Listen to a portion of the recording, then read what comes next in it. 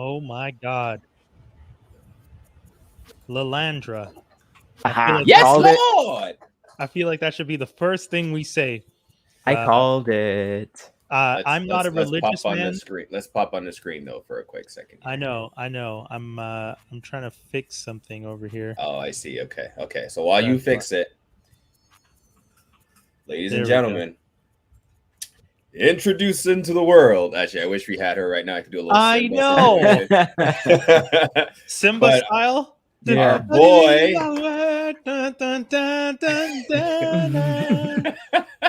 It's the circle. The circle circle of of blurred Yeah. lines. I remember, what was that movie? That TV movie. Oh yeah, Revenge of the Nerds 4. Oh They my were gosh. one of them. I think Booger got married, and then I think the main guy Leonard had a kid, and so the baby's born, and they're like, "Behold the nerd child." They're like, "Oh," and they're putting their hands up, trying to. Well, this child is probably, is this the first nerd? No, I guess Gozer. Okay, Yeah, for sure. yeah, True, okay. true. But as far as man, we should probably just say what the hell's going on. But for Yes. anyone listening right now, our boy, skin deep, skinny Akil, the motherfucking producer extraordinaire, Yes. aka Action Figgy Skinny, finally The baby. his girl gave birth to this. Yes, true. Beautiful. Yeah, you know what? Rewind. Shout outs to Yes. Danny Yes. for Mhm. delivering this child into the world. Yes. Again, like I was trying to say before, I'm not a religious person. I don't know about you guys. I don't think you guys are the most religious. We don't tend to, but in moments like these, it's hard not to acknowledge that the universe works in some wonderful ways. And these two met and love each other and care about each other and were able to find the love and life together and brought a child into the world. And that is some dope ass shit. So I'm so excited for them because that is big, man. That's such a huge. huge thing. And Huge. What's the full name? It's a lot. well, I don't want to say the full. somewhere. I don't know if I want to say the government name. Well, the full no, government name. the middle and the okay. It's Lilandra Lucien. Yeah, Is there. the first and middle name. I'm not gonna say the last name, but Yeah. Yeah. Shout out to Skinny. Shout out to Danielle. Hope you guys are listening. If not, I Congratulations. know why you're not listening. Yeah, true, right. But I think one of the coolest things is the fact that Skinny said, "Yo, you guys realize today is hip hop's birthday?" And we're like, "Oh yeah." It's just like, yeah, Lilandra's born on hip hop's birthday. Lilandra is hip hop. So that's gonna be the title of this episode. Lilandra is hip hop. She's born on a Wednesday, forever remembered on this day. We get to encapsulate this moment so that when she's older and she listens back, she could be like, "My dad's friends were weird, and this was a weird way to shout out my birth, but okay, I'll take it." We don't know so how true. else. How random is that? Did he know that before? He must have just like Googled what happened on August 11th in history. And then that came up because that's some crazy coincidence for someone who produces hip hop largely, right? Like that's a massive coincidence. That's huge. It's so crazy. Hip hop's not dead; it's alive and well. It's a lucky number. 11 was my number. Like in every sport I played, I was always number 11. Yeah. And it's also my girl's number is 11 as well when she played randomly. Mhm. So yeah, no, this is a big day, man. This is amazing. That's Why awesome. 11? If I like numerology, what was the big connection to 11? So for me, it started in basketball. Okay. And when I was young, I had a growth spurt around like grade 9-ish towards grade 10, where I got to 6 foot tall almost, but my arms were like 10 feet tall. Now, when I put them up to defend, it looks like the number 11. That's funny. That's pretty cool. That is pretty cool. That was I think I started at like 23. You know, everybody wants to like, you know, be a Michael Jordan, but like eventually I kind of found my own number, and 11 was just it. It kind of just stuck. That's cool. Yeah. I like that it represents the arm span. The arm span. Yeah. Look at these eagle wings That was spread from sea to sea. Yeah, no, this is crazy. Wow. That's who's next. I and that's the thing that bothers me because I want to celebrate this whole time, but I also can't deny the fact that we have been brought into a world that is full of silliness. And God, I really hope that this child grows up with smarter people around, because there's some seriously unfortunate conversations happening in the world right now. People just making all sorts of silly statements. And I don't know. The internet, man. It's social media, right? Everybody feels the need to put their opinion forth. Everybody has a voice now. Everybody's voice can be heard now. Man, I remember. Sorry, go ahead. I was gonna say, I remember in grade 6, my teacher said, you know, in your lifetime, you're gonna have some serious voting to do, some various choices to make, serious stuff. Because like that, like around that time, was it Dolly? The sheep got cloned. So that's what he was referring to. He was like, you know, it's gonna be some really serious choices your generation has to make. I'm like, wow, that's deep. That's deep. Little did you know, now we old. Like, what dance am I gonna do on TikTok tomorrow? Yeah, now we old, and just some nonsense is going on. There's some am I the only nonsense. one that doesn't like TikTok? I freaking hate TikTok with a passion. Like I don't get it. First of all, I don't have a personal thing against TikTok. TikTok to me just looks like Vine. It's TikTok is Vine that made money. That's it. Yeah, that's all it is. That's all it is. Vine died, and TikTok was like, okay, how did you on TikTok though? Vine at least had funny shit going on. But TikTok has that's the thing. I think we're just older, because there's definitely stuff that people find funny. Dude, we're just old. We are old. That's what it is. I kind of like the silly dad jokes that the black dudes do, where they walk away and walk away. They walk away like an old dad. Because they're smacking chairs, like going flying up in the air. Like that always gets me. It has its moments. When it comes to stuff like that, it does. Vine, on the other hand, was kind of like more consistent on that. Like there was funny. Whereas this, it's someone trying to look pretty, someone shaking their ass, someone doing a weird ass dance. I don't even fucking understand how this is a dance that people. I don't know. Well, you didn't hear about the TikTok, not the ban. What was it? All the black creators on TikTok decided to strike. They were striking because so what happened was the credit, right? So they would make a dance, and then all these other people would steal the dance, and they would get credit for it and be on Jimmy Fallon and this and all that. So then the black creators like, you know what, we're not gonna make anything, and then you started to see all the people trying to make their own dance, and they're just bad. Dude, some of those dances that they created, gonna wave my arms in the air and walk away to a Megan Thee Stallion song, not even listen to what the lyrics are, and go do what the lyrics are saying. And the worst one for me was the one that I can't get it out of my head because it was in every video. Not the oh no thing. The oh no thing is a whole other that's a thing. But it's the Oh, God. But okay, so let's talk about it super quick, because I work with labels and stuff sometimes, and whenever I get the labels on the line, I always ask them these questions about what's it like to market content in the modern era of TikTok and snippet culture. They're like easy. Yeah. Well, no, that's the thing. Because from a marketing perspective, they sometimes will put money behind a specific single, and then TikTok will pick something else as the single and will blow it up. And as much as I like to say everything is planned, it doesn't seem like in some cases, and again, I say it every week on the podcast, I think everything is a game, everything's planned. I think marketing well above everybody's head. Things are being played like a chess game, and we are just fed all this information that we're supposed to just accept as is. Yeah, listen to what's his name? T-Pain. T-Pain spilling the tea on the game and everything. That's it, right? That's how that conversation started. And apparently the movie, was it Josie and the Pussycats? Yeah, was a look. You remember that? Yeah. Yeah. That 2000s movie Josie and the Pussycats, based off of the old Hanna-Barbera cartoon. Yeah. Apparently spills the tea about the music industry and how they get you to buy stuff and this and that and the other. Oh, okay. Yeah, again, unless you're super ignorant to that stuff, it's kind of apparent. But it goes to show nothing's changed since the days of Elvis. Oh, God. Right? like jacking styles and then taking it's been the same in this industry. What was the Pat Boone thing? It was he was stealing songs from Little Richard, and then Little Richard started to sing the songs faster and faster, and Pat Boone was like, I can't keep up. Right? It's crazy. It's insane. And you know what? You're right. The Harlem Shake got turned into something disgusting as well that I never understood. It went from a crazy New York shoulder shrugging dance to like just acting goofy. And people took the song no, what was his name? It was the pink guy / I forgot the dude's name. He was like an internet dude, and he just did the silly dance to this song called Harlem Shake. Yeah. And that was dormant, and then it all of a sudden exploded out of that, and people started using that as the Harlem Shake, which was really weird.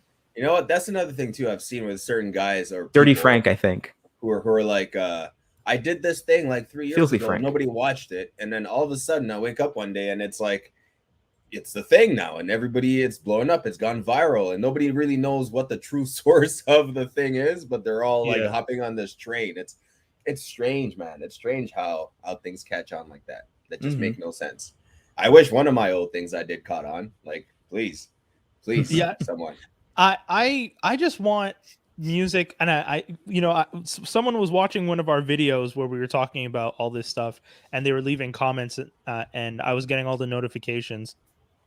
And one of the big things, because we've talked about Lil Nas X is one of the examples of this whole new marketing. Oh, he's gaming the system hard. Yeah, and that's my thing. The person was just like, first of all, he's not a hip hop star, he's a pop star. Yeah, I said that. Yeah, you've said that too. I mean, a lot of people see it that way, but I feel like what that does is takes away from the fact that hip hop is pop now. Like, hip hop is pop. It is hip hop. Yeah, for sure. For the most, but I also think, rap, as they like to call it, right? But I also think they just like, oh, he's black, hip hop. Like, even what's his name? That's why Tyler, the Creator's last charts. Yeah, like even Tyler, the Creator's last album, when he won a Grammy for, he's like, it's not even hip hop, really. Yeah, even he said it's like, it's not really hip hop, but I guess they just didn't want to put me in the pop category because. Yeah, and Justin Bieber, same thing. He's just like, this is an R&B soul album, and you guys are putting it as pop just because I'm considered pop. Mm-hmm. That's so weird. Yeah, you don't get to decide. Who decides, right? But that's the other thing. We talked about this too. For the awards, your submissions are done by your label, and the label submits you in the categories they think you have the best chance of winning in. So someone at the label submitted Tyler's album as hip hop. Someone at the label submitted Justin's album as pop, and someone is constantly submitting Lil Nas X's as hip hop. And I think my favorite is what's his name? Miles Davis. They're like, oh, this is a jazz album. It's like, nah, man, it's social music. Nah, man, it's social music. Yeah, man. I don't know. I think the music industry will always have to go through these hurdles and deal with it. And I think growing pains. Yeah. And it's one of those funny things where by the time everyone finally gets used to or accustomed to the idea, it's already too late because it's already evolved into something else. Yeah. Like we take my thing with it is the same way as the decades. By the time 1995 came around and actually felt like the 90s, it was kind of that weird sense of, because everything from the early 90s feels like the 80s. Yeah. And everything from the early 80s feels like 70s. Because there's always that kind of like 3-4 years of transitioning into your own decade. Yeah. Early 2000s. I've seen so many people post stuff from the early 2000s and be like, the 90s. And I'm like, no, that's 2003. That song is not a 90s song. I don't know if you guys realize what year that's from. 2003. Then by 2005, the 2000s really got into this weird era of huge baggy shirts and whale tails and low-ride jeans. And God, it was a bad era. Why did we?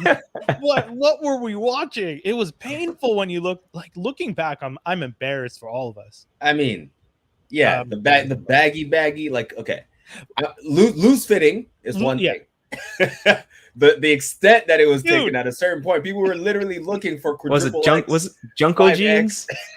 Jinko. There you go. Just poofy. I didn't wear jeans. Jinko jeans. That's a whole different demographic for that. You have a generation of kids who are going to Walmart and going to like the plus size section and just buying out all the clothes. and they're like scrawny ass kids like me. Like, oh my God, it's crazy when you look back. It's crazy. I was looking at an article that was like MTV in the early 2000s spring break videos, and it's like, here are all the artists that performed, and you had like Jay-Z in his tank top and his baggy jeans with the faded haircut and his rock chain.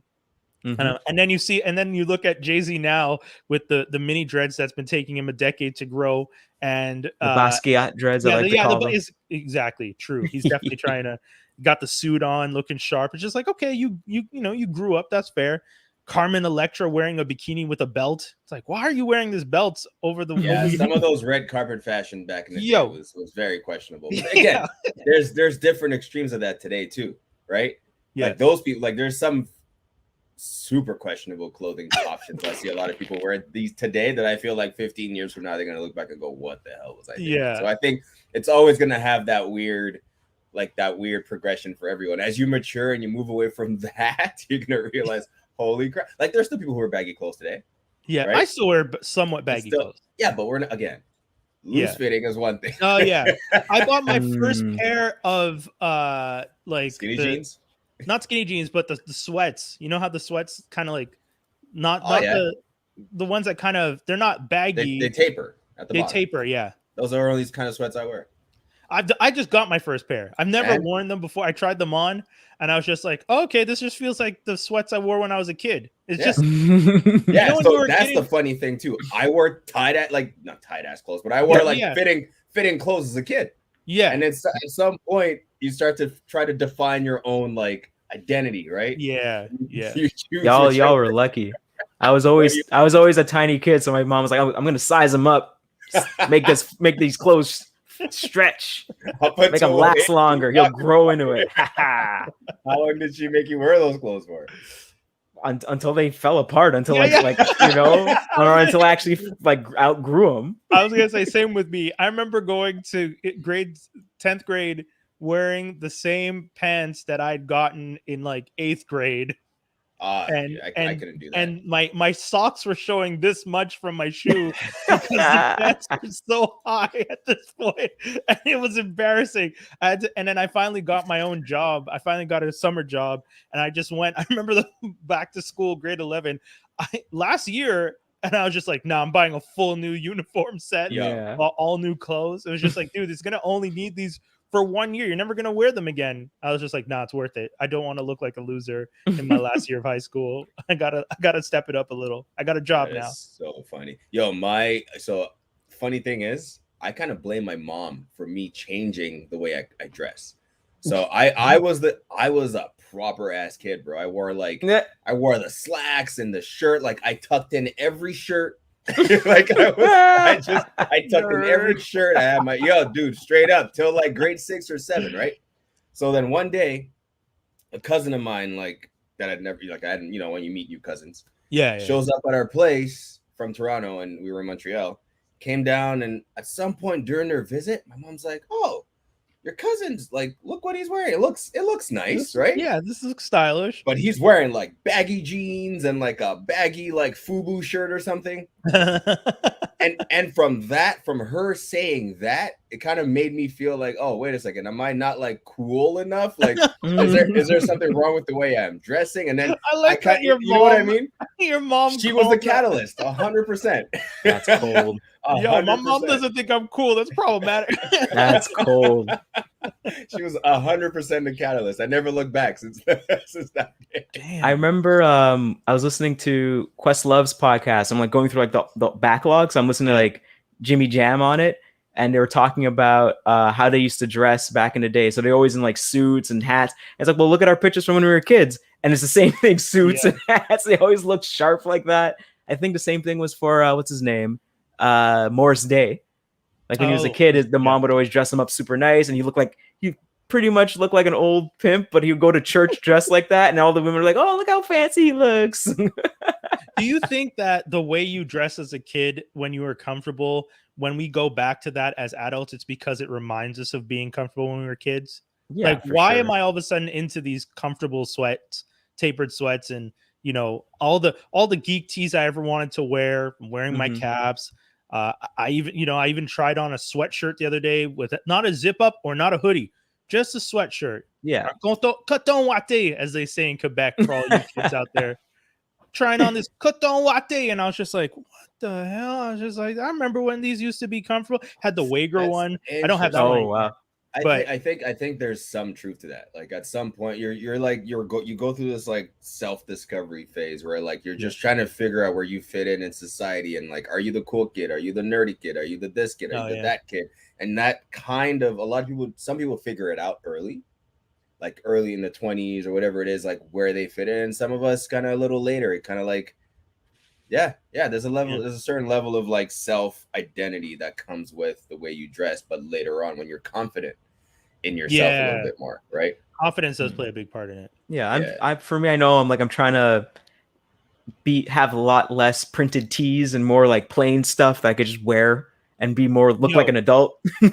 I went and got 4 black t-shirts the other day.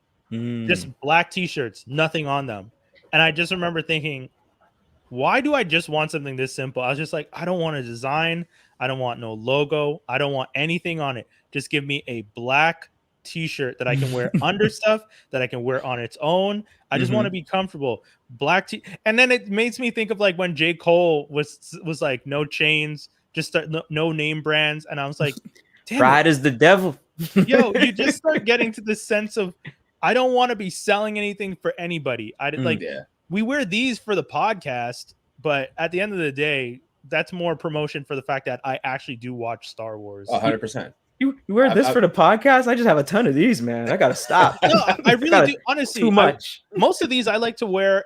I'll wear them out and stuff, but when I go shopping, I'm not as interested in buying the superhero tees as I used to be. I very much was just like, if I could find a good Gildan, like if someone could hook me up with a link directly to just buy a pack of 12 Gildans, double XL, different colors, I would just buy that and live my life. I'm sure we could find a site or something. I'm 100% sure.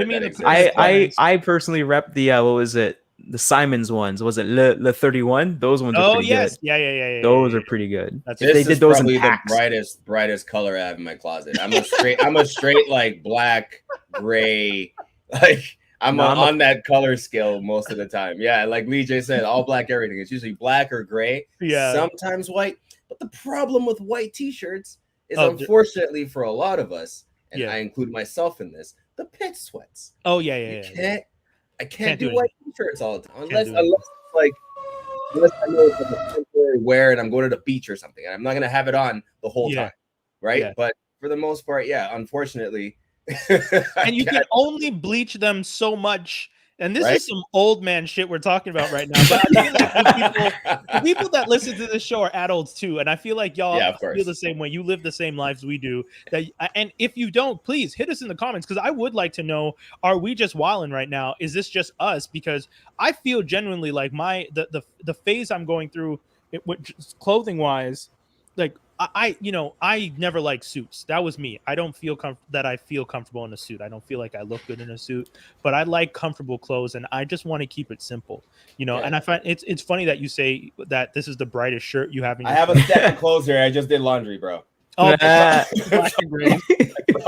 no, man. I know for me, I usually go with I could do colors. I'm always like, everyone's like, oh, you always go with colors. And I'm like, yeah, I got to do that. And I find with suits, you definitely got to get it taken to like a tailor and for sure fitted for you. You definitely got to do it, and then that's when it feels comfortable. That's when you feel like, I'm just too poor. I've because I realize that I probably should. I joke. I'm not actually poor. I could probably afford to get a tailored suit. It's just that instead of putting money into a tailored suit, I've been going to like Moores and just being like, okay, give me the thing that I feel I fit in the best. That's the thing. You get it from Moores and then you take it somewhere and have it taped. Exactly. Specific dimensions.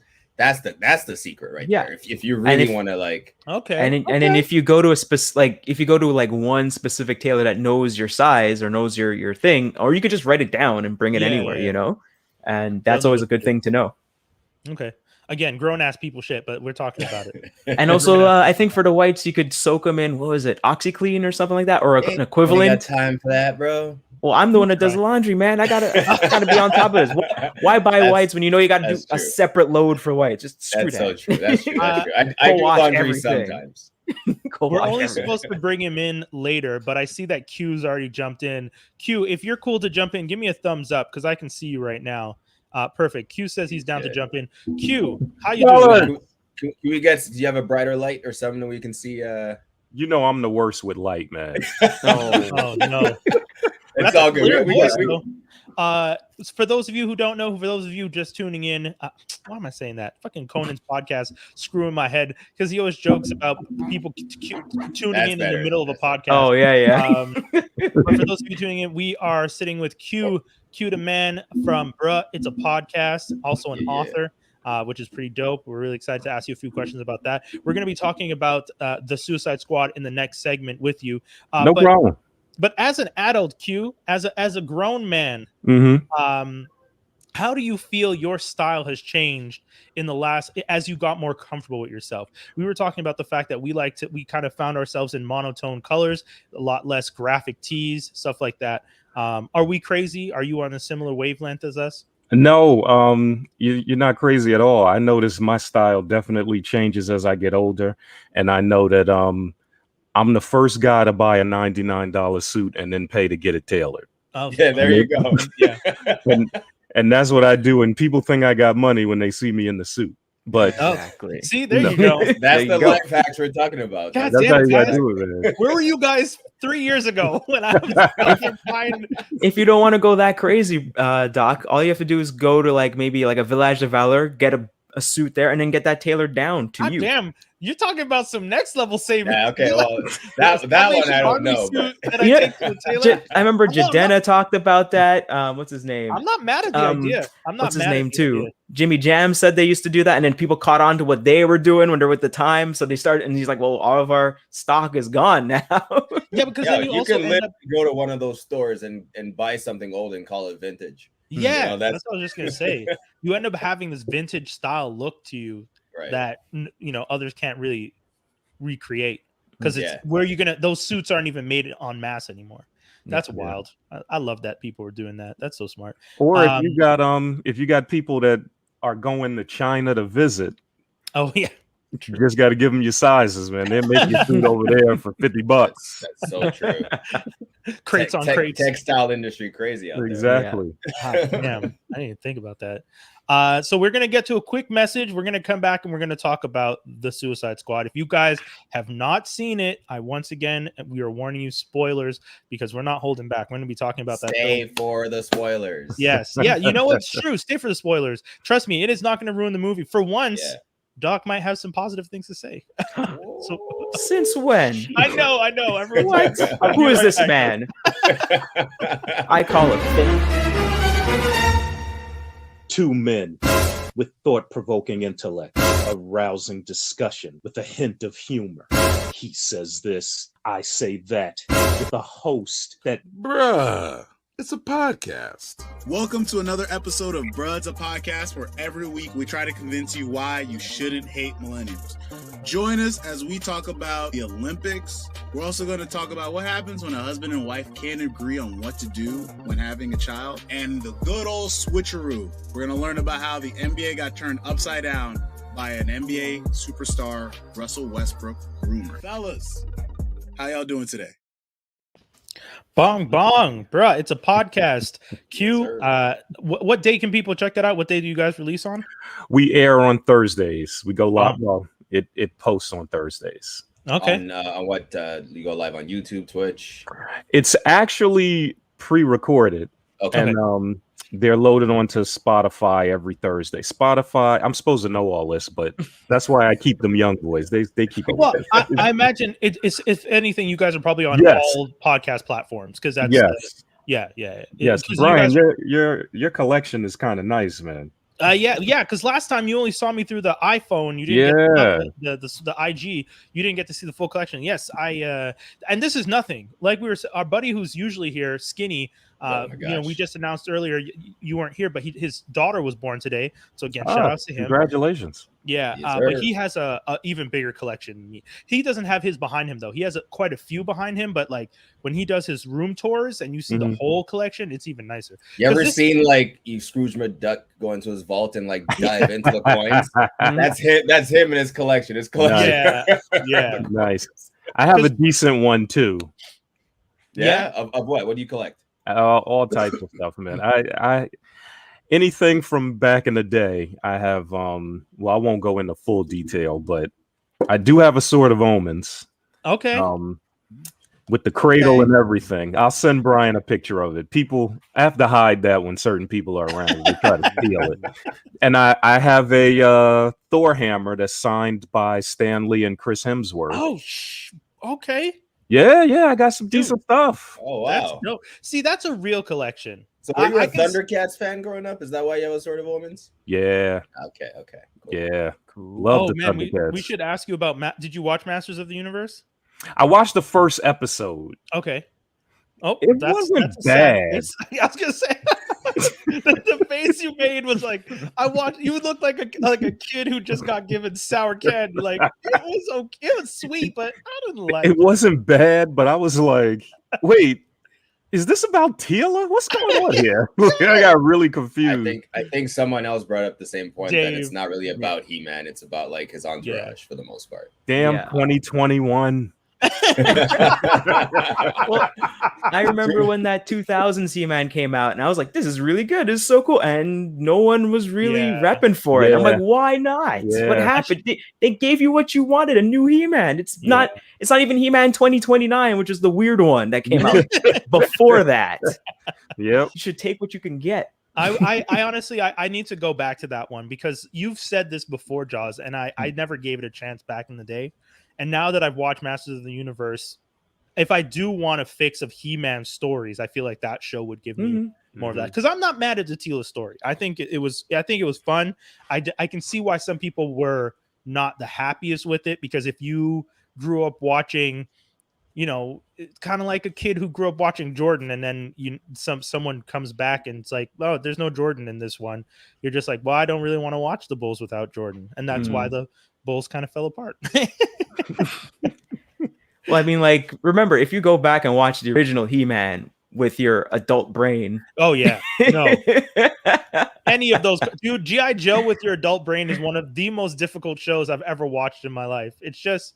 The only great part about G.I. Joe is the intro for the animated movie. That's that's like the masterpiece, and then you can just walk away from everything else. But you know what? At least in the cartoon G.I. Joe, people are getting punched and jumped. True. At least you got that. True. A lot of, what was it? Teenage Mutant Ninja Turtles, the original 80s one, they never actually... Nope. They kind of just throw... Only the first, I think, 3 episodes, they actually used their weapons on robots and stuff. And then after that, they had to like really clean it up. Yeah. They had to really clean it up. Same thing with Power Rangers, right? That at one point they had to try and figure out less weapons. They could do kicks and stuff, but they didn't really like them using the weapons as much. Right. Yeah, that's why they weren't in their costumes so much, because they were just like, they would actually get the actors and live stunt performers to do more stuff. And then they were like, oh, okay, we could not do that, not show all the Japanese stuff that we have. Yo, I remember watching a doc that explained how the show was made, and like as a kid never knowing that. So as an adult being like, I'm sorry, what? Y'all just took a show and spliced. Oh yeah. Yeah. That was so crazy to me the first time. All those like Gaiju scenes and stuff. Yeah. Skinny, was it? Skinny, sorry. Jaws, was it you that told me they did that with Samurai Pizza Cats?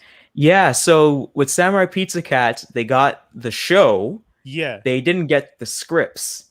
And even if they did get the scripts, they weren't translated. So they're like, can we just make our own stuff? Can we just figure it out from ourselves? Yeah, sure. Do whatever you want. So they just went wild with it. There was a lot of pop culture references. They're talking about Garfield and stuff. They're cutting it up different ways just to make it make sense. Wow. I love that. I remember when you told me that, thinking, because I used to love Samurai Pizza Cats. That was one of those shows. That's one of those few figures that I would love to get my hands on. Like there's brand new ones that are really articulated and stuff. I think they're like $100, but they're really great. Okay. Because that's the thing about my collection. Like I was saying, like much like UQ with the Mjolnir, like there's specific things that I would love to just have in my collection that I think it would be really cool to own. That I don't necessarily need to collect all of them. Like I don't need all the Samurai Pizza Cats. Mind you, there's only 3 characters, so it'd be cool to have all 3. But there's more, but the main 3 they usually just make. And are there? were there more later on in the show, or just... Yeah, there was like their B team. So you had like other like this one that was like really specialized for underwater. This guy with like 2 cannons on his back. Then he went to like New York, and then he had the American Pizza Cats. Oh shit! Okay. Nerds, guys. Remember, this is a geek podcast, because sometimes we nerd out, and I'm just like, I hope we didn't lose anybody, because this stuff is making me happy, but I don't know. What's cool is that when you get the Pizza Cats, either DVDs or Blu-rays, they have 2 versions of it. One of them is the English dub, and the other one's the actual Japanese. This is what they're actually saying dub. Wow. Yeah. So you can get both.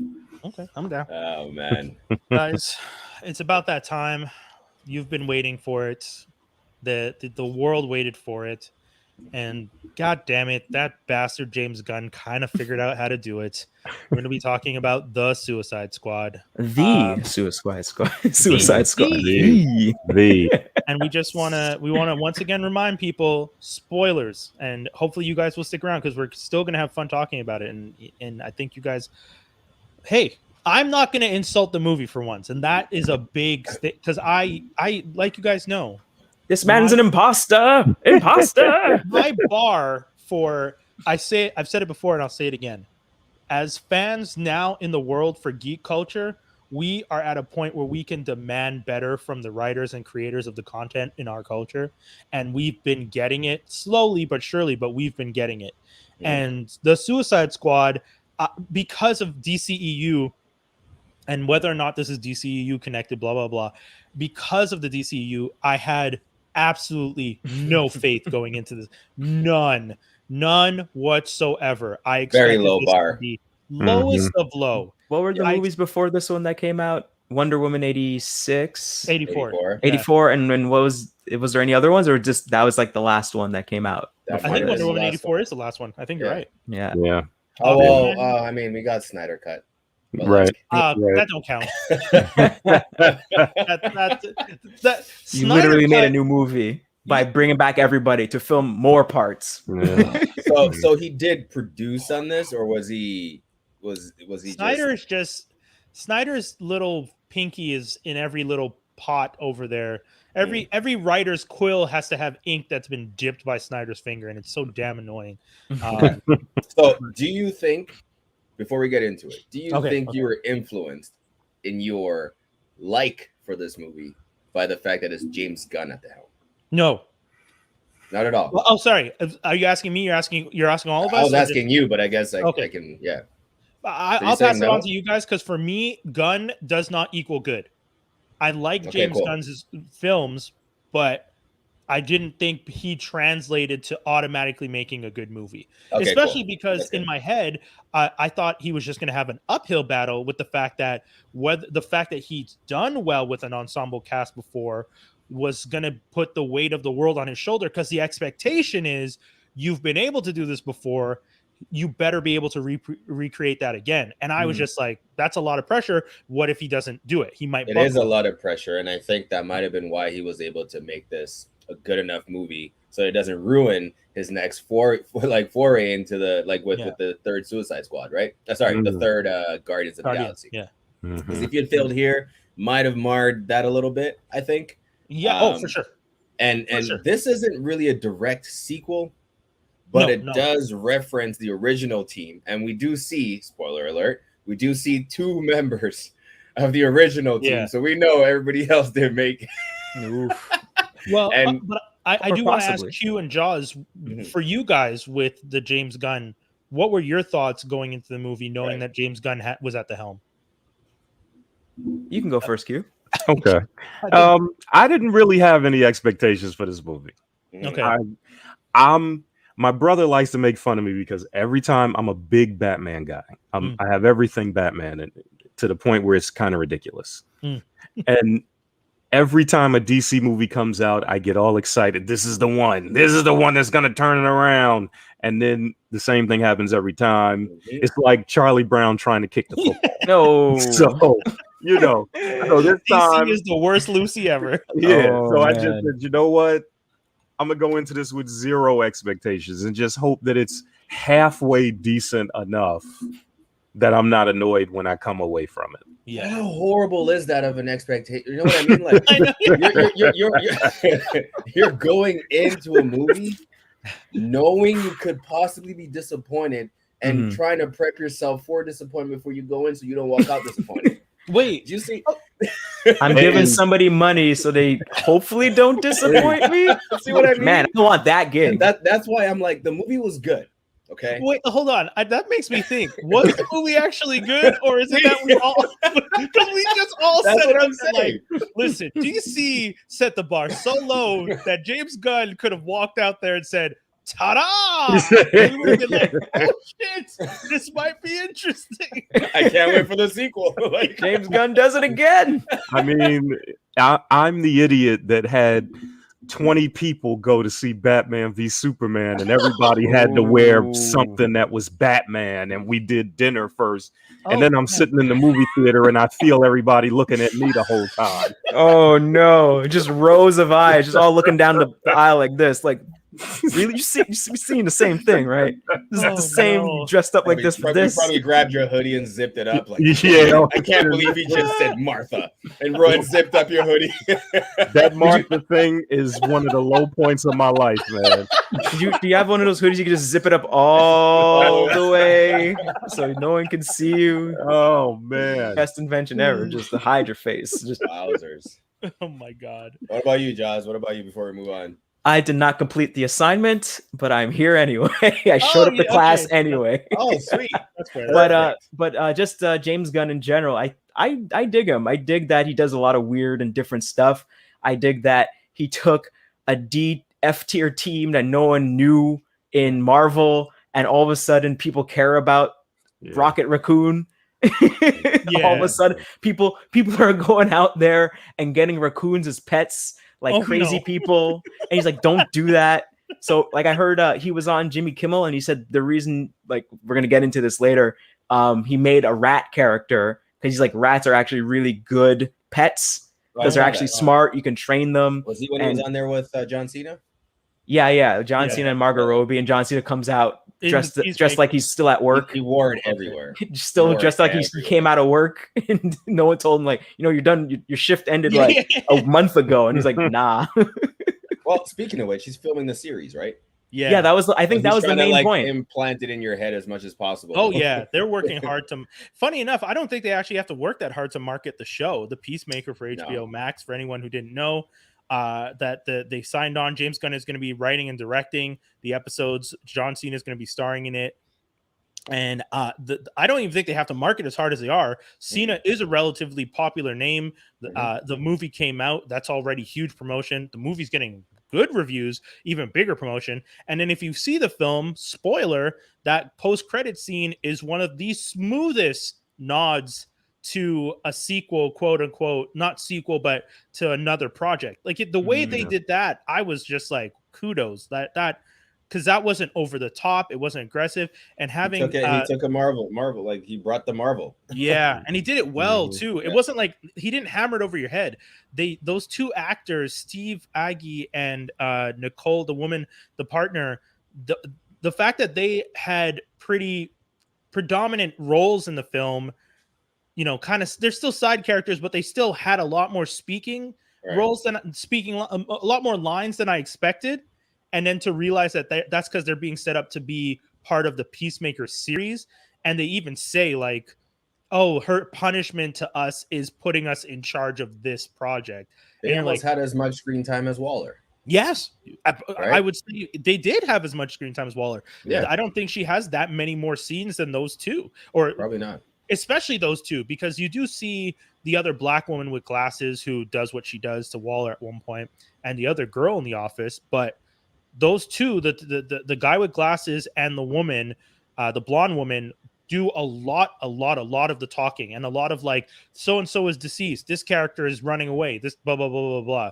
Like the recon. I will nod to Jay Grizz for this. You're right. I did talk a lot of shit before the movie. I told everyone it is not going to be a good movie. I told them James Gunn couldn't save this even if they paid him $1 billion. I am not ashamed to acknowledge I had zero hope in this film. Zero. big old goose eggs because again, I didn't think DCU could provide us with a coherent story. But I guess again, like we said, they had to go to a Marvel guy. Can we talk about the story? All right, let's go. Let's do it. All right. So my biggest thing is the fact that Harley Quinn is probably the saving grace for me here. This is the best Harley Quinn performance of all the Harley Quinn performances. 100%. Yeah, that's the big words. Yeah. It is. Okay, so the movie starts with you kind of literally almost being dropped in and being introduced to the new team. So you get to quickly meet Bloodsport. You get to quickly meet what's it called? Ratcatcher 2.0 and everyone else. They give you a quick little brief background on everybody. And then you find out they're already out on a mission. Like the movie starts with them already out on a mission. They're going to Cordo Maltese or Maltese, whatever the island is called, on a mission. So you're like, okay, this is all right, cool. They're going on a mission. And then, oh no, what am I saying? That's a lie. We actually meet the B team. We meet the other team. Yeah, you're right. We meet the B team. And I thought you wanted to skip them because they die so fast. I was like, okay, that's fair. I mean, no. My bad. I completely skipped over. So we meet a team that we didn't even really see in the trailers, but we kind of saw glimpses of them with. We saw Javelin, the walk up in front of the American flag, right? And we saw Weasel, Javelin, Blackguard, Pete Davidson's character, Blackguard, exactly. PDK. So we meet that team. We're like, okay, cool. Some of these guys may die because you kind of know like the original team is not there. Yes, but then you find out that these guys thought they were the A team. And Waller is ruthless, dude. She didn't care. And that's the whole point of her. That's her whole deal. So her and Harley. I'll tell you my one complaint after. Go ahead. Okay, my one complaint in the movie is the Waller you see at the beginning of the movie, who would throw people that Rick Flag, who she seems to kind of respect, Harley Quinn, who's done good for her before, Captain Boomerang, who might be a dipshit but has done well for her also, and the rest of that team. The Waller who sent those people to essentially die and not care is not the same Waller I got at the end, who absolutely giving, and that was one thing that bothered me. Was she though? She would have killed that black girl. Thank you. She would have killed that black girl and the other people. Did she not though? She did in the first movie. In the first movie, she killed the team that was with her. Her support team. She just no one's allowed to know anything. She has ice on the back of her head and is just talking on the phone. I'm like, no, Waller would have shot herself. She would have killed that girl. She gave the team after she got off that call made me go, oh, she's gonna get rid of most of these people. Yeah, but I thought that's the thing though. The post-credit scene sets us up for. I expected that those guys were all mean like dead. Everyone in the room except for those two. Why would she not kill everyone in the room? They all betrayed her and they all know all the secrets. Last time she did that. Yeah, that's my thing. That's my only complaint. That's valid. That's valid. I thought the same thing watching it too, but I was like, I kind of let it go. Exactly. But you're right. Yeah, you're right. I'm okay with the fact that they need to give Waller a little. They need to like soften her for the purposes of the Peacemaker series, because you can't have someone like Waller who's Waller that's just going around killing, and you need Waller aiming Peacemaker as a weapon to be the tough side of it. And sorry, going back to Harley real quick. Yes. The main reason why she worked in this movie, and I didn't really like her as much in Birds of Prey or the first Suicide Squad, was because she actually was crazy in this movie. Yeah, she was actually mentally unbalanced. Yeah.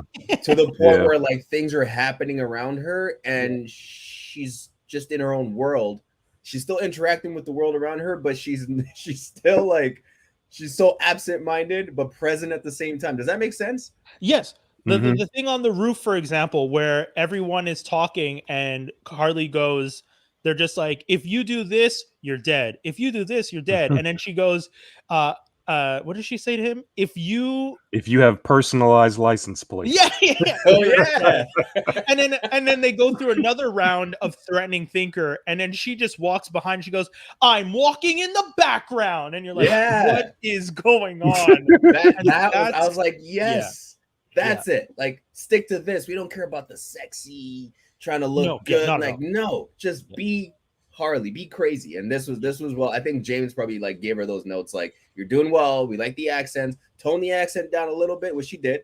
It wasn't too like Brooklyn, whatever it was she was doing before. Yeah. But it was a little more toned down and just kind of like play into the cycle part. So going back to the B team, so we find out Waller sent this team in with Rick Flag and Harley Quinn, like you said, sent them in to kind of distract from the main team that she's sending in, which is the main team that we pretty much get to know in the movie. And I do have a question: is Rick Flag? Like, why would she send Rick with that? That's what I'm saying. That's why I find that Waller confusing, because Waller's worked with Rick Flag. She knows she's a solid leader, and she sent someone that she knows can deliver into an actual suicide mission. She didn't expect them to come back from this mission. She knew that they were going to be tipped off, and they were most likely all going to die. I know that Rick doesn't have a bomb in his neck, so he would have been able to leave and run away if he really felt like it. But he's also not the type of soldier to do that. Yeah, that's why she usually sends him, because he's like a soldier. He will follow orders to a T, to death. He does not. You know what? I think it kind of makes sense why she did it now that I think about it, like literally just now. Because towards the end, when they actually do get closer to the mission, after they sort of get past the thinker and everybody in the hard drive. Yeah. And I think she probably didn't feel like he would go through with it, knowing the contents of what's on the hard drive. Oh, that's fair. Yeah. Right? Yeah, which is why Peacemaker was there in the first place, to be like a failsafe. Yeah, I agree. She wouldn't, but I mean, in that case, I wouldn't send Rick at all. But I agree with you. See, that's what Rick Flag is not the person I would send on a mission, a covert mission in which America has been doing experiments on an alien and has been trying to figure out how to manage this alien and experiment on humans with the technology from the alien. Okay, I don't like that guy. Jay Grizz said, remember Harley gets captured and Flag meets these other people, so the freedom fighters. Maybe she knew that would happen. That's too many variables. I know Waller's supposed to be smart, but she's not. Right? She's not the thinker. She's not like a chess master. Like, how do you know? But sorry, Q, what were you about to say? I don't like this guy. I don't like how they portray Rick Flag, because Rick Flag is supposed to be this badass guy that basically doesn't need a weapon. He's so tough and smart. Yeah. And this guy in 2 movies has been anything but. Yeah. So, probably been the weaker of the team. Yes. That's true. That I don't like. That's true. Yeah, you're right. I feel like he should give off a bit more of a Punisher feel. Exactly. So yeah, I totally agree on that. But they made him a little bit soft. A lot of soft. Like he has a big heart of gold at the end, and it's just like, poor baby. Like when you start seeing him fighting with Peacemaker, that's a great fight. But Peacemaker has said multiple times throughout the film, I will do whatever I have to do to keep peace, even if it means killing everyone. Yes. Yeah, and he really does do it. Like, you can tell he's serious about it. Whereas Rick Flag, I don't think Rick Flag is at least this version of Rick Flag is not as lethal in that sense. Yeah, you know, when John Cena's character, Peacemaker, says that in the movie at the beginning, where he's like, I would kill men, women, and children. Yeah. At anything, at any cause for peace. It comes up as a joke. Yeah. It's said as a joke. Yeah. But he actually, as dumb as he comes across, means everything he said. It's actually pretty crazy. You don't sense that they don't really lean into the menace yet until it's like, he's gonna kill a baby. Right. Well, that's it. And it's funny, Jaws, that you didn't see the film, because I feel like they did that on purpose. John Cena has been doing very well for himself in comedic roles. Yeah. And to put him in this role gave us the impression of, well, obviously John Cena, you know, when he asked, starfish is also a code word for a butthole or whatever. Yeah. Like, chocolate starfish. Yeah. Like, that's that Limp Bizkit album. What? That's the Limp Bizkit. That's the whole point of that Limp Bizkit album. But it's just the fact that Peacemaker asked that question sets off the idea that, like, oh, this motherfucker's stupid. Like, like, you get that sense, but then he's not. He's working for Waller on a backup mission. He's like Black Widow for Nick Fury, where it's like, I have my own orders. You've been told to do this, but I actually have these orders that I have to carry out. So is Peacemaker kind of like Drax in a way, where he's very literal, but it's like, well, but like not hardcore. I can see what you're saying, but it's just like, oh, this guy dumb, and you're like, wait, what? Well, no, because Drax, no. Okay, never mind. No, never it's mind. really. not. But I see. I definitely get the idea of if Gunn has these characters, which characters were the similar characters? Like, is Harley the Gamora? A little bit, right? In the sense that like she can do anything she wants, she can kick ass, she's like, you know, and then Harley's invincible. Harley might as well have superpowers at this point. Yeah, right. Nothing stops Harley. Who would win? Once you get that javelin, it's over. Who would win, Last Son of Krypton or a crazy lady with a botched, like bleached my money is on Harley. My money is on Harley to like ingest kryptonite and somehow find a way to like make out what Superman and like put it into like something. Like my money is on Harley, 100%. See, that's the issue with the DCEU though. They're always trying to reinvent the wheel, and you don't have to do that to make a good superhero story. Like if you remember the Justice League Unlimited episode Task Force X, where Waller sends them up to Justice League satellite to steal this robot. Yeah, it's a fantastic story. It's quick, it's easy. It's not that this heavy a thought that they put into some of this stuff. And I mean, if they had something that they would have had to steal from Superman or Wonder Woman, we would be flipping out over this today. Are you saying that because you heard the original? The original storyline that James Gunn had for this was actually Suicide Squad versus Superman. I didn't know that. That was the original script that he pitched to DC, to Warner Brothers. And they said no? They said no. Because they weren't too certain like what was happening with the Superman and Batman sort of situation. Trying to figure out Superman, like, he's already stepped out of the role, so they don't have that. They don't have a Superman really. That would have been fantastic. Honestly, but that's the point of the game, right? The Suicide Squad game that's coming out. Yeah, that's the plot of the game. Yes, I heard. Evil Superman. That's Suicide Squad. So it's a little, I remember I was watching something recently that was saying that the original Suicide Squad movie was supposed to be them versus Steppenwolf over the Mother Box or something, but then they were like, well, no, you can't have that because we're already doing that with the Justice League movies. So you can't do that. And he was like, oh, okay, well, sky has fallen, and Ayer is mad though. He's been running around everywhere to anyone who will listen and be like, listen, the first movie was not my movie. They came in and they played with everything. That was not my movie. And then, you know, there's like whispers of people trying to get an Ayer cut of, I don't want an Ayer cut. Me neither. Snyder, I'm good on that. Yeah. You guys should. You had the option, Snyder or Ayer. You can't have both. Nah, we're good. I'm not paying for it. And you chose the worst one. If you ask me. No, we don't need an Ayer cut. So now that we're talking about characters, because I mean the plot, to be honest, like the plot itself is pretty simple. Go here, get the hard drive. But the only thing that matters is the interaction between the teams and how they get there. The actual plot doesn't really matter. We can talk about what you think about Starro as a villain towards the end, because he wasn't really like, there were so many villains along the way. Yeah, that he was kind of like the final boss. Well, okay. Sense. One of the things that I wrote down was the Harley's love affair with Luna.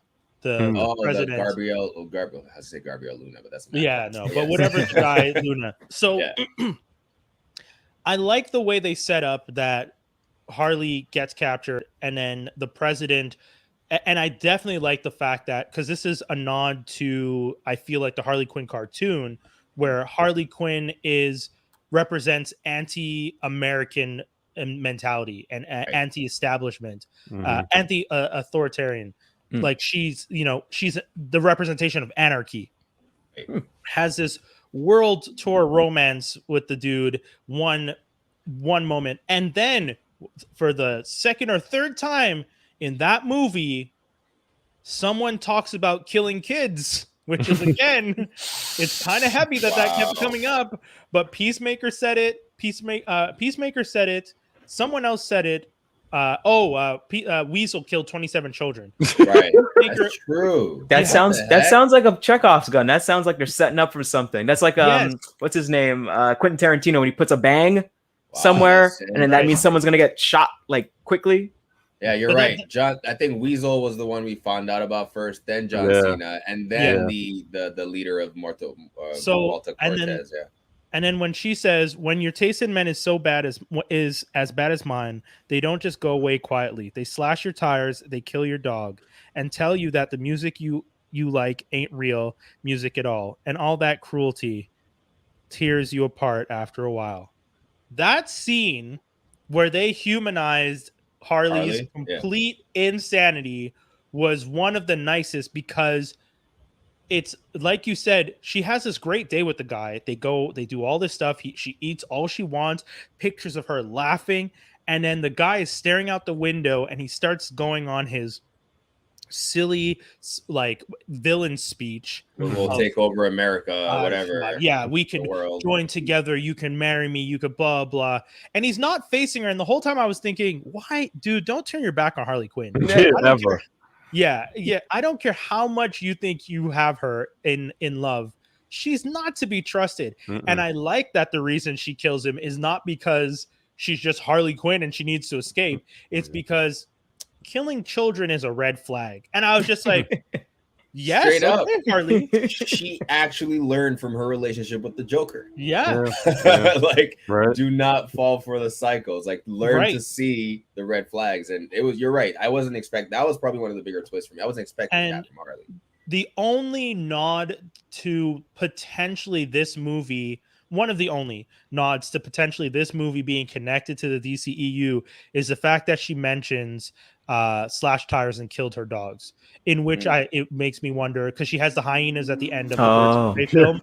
That's true. Oh, I was just like, oh, did Joker kill those dogs and whatnot? Oh, they don't deserve that. That's even if they're hyenas, they don't deserve that. No, of course not. No, Joker's crazy. But that's one of the things that I liked. I was just like, okay, this movie completely can take place outside, but if you wanted to connect it, this little lines like that are the things that could be the little hooks. Like, oh, she mentioned that he kills the dogs.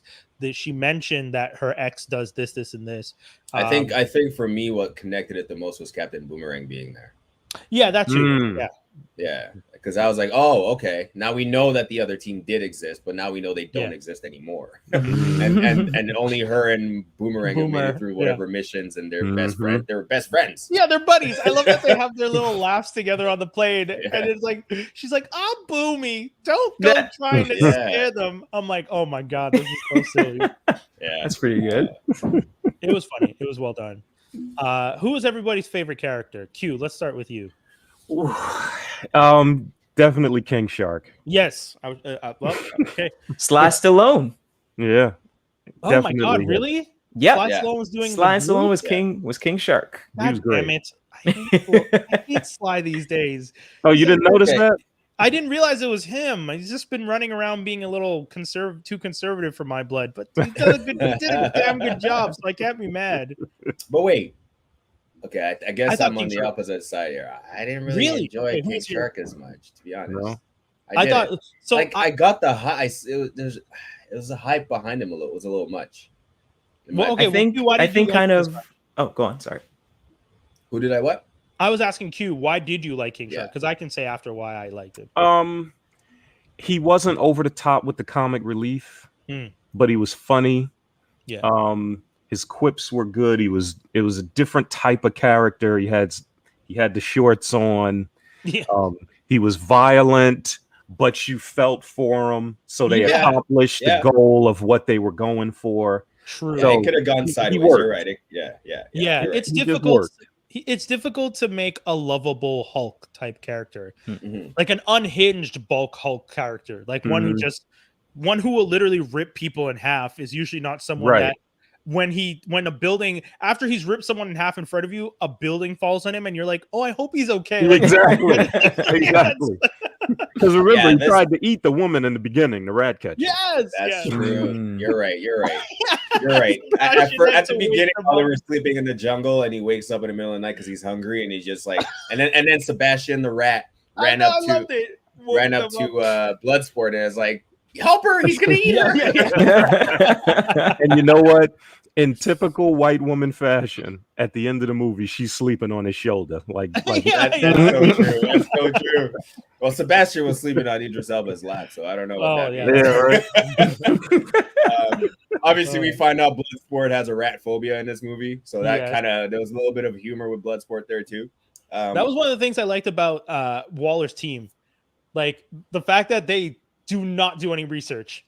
No. Did you guys know Bloodsport has a fear of rats? Did you guys know Weasel can't swim? Did you guys like? Oh no! Consistent joke of them being like, especially Weasel can't swim when Waller just turned her head slowly, like you. Why did he jump out of the plane? Oh, he got pushed. Oh yeah, you're right. He doesn't look like he jumped. It looks like he belly flops right into and hits it hard. Like, because when Michael Rourke's character jumps in and like dives like a fucking professional SEAL team member, like hair flowing like right into the water, I'm like, oh cool. Then you see everyone else jump, and then you see Weasel go smack. No, just over. Right so I guess away, I guess even get there.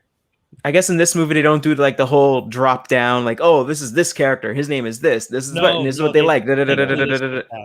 Okay, good. They give you brief like synopsis of their history, like a very brief one, and then throughout the movie you learn a bit more about them. They did a really good job though of making you understand everyone's motive, which is kind of cool. You don't really get it's a movie. That in a lot of movies. That's the language of film. You show it. Why would you tell me? Why would you exposition and tell me? They did it really nice because they did a scene where all the people that work for Waller are placing bets on who's gonna die. They start talking. They start naming each character, and that's the first time you hear like who's working with who and what the team is, and you're like, okay. And then you see them later on, and it was good. It was well done. It was way better than like you were saying in the first one where it's just like freeze frame. List. Yeah. It's like, guys. My favorite character, to be honest, has to be Polka Dot Man. Oh yeah, true. He's very good. I thoroughly enjoyed his presence. I thought out of the whole team, matter of fact, he might be the most powerful and not even know it. Oh I think so too. Your polka dots can literally eviscerate anything and everything in front of you. I thought the movie was going to end with him self-sacrificing himself to pull Starro into himself or something. Because remember, he starts saying like, "If I don't do it, after a while, right. It's like a because what is it? It's like a universe inside. It's an interdimensional bacteria or disease that he has. And I think it's because his mother was trying so hard, and this is the backstory for Polka Dot Man. His mother was trying so hard to give her children superpowers. Yeah. That she was willing to go to the length of actually infecting him with this interdimensional virus and disease. And the thing with this thing is that, like, if he doesn't expel or uses energy every now and then, it turns to these, like, boils. Oh, he starts this almost sort of self-destruct from the inside. Yeah. I thought the movie was going to end with him starting to self-destruct and him like jumping into Starro, and then either a version where it collapses, the interdimensional thing collapses in like a black hole, or full-on explosion and explodes out. I enjoyed him finding his courage. Like, he had, to me, the best arc throughout the movie. I found, like, in terms of the characters. Oh my god! And his scene where Milton, where that scene with.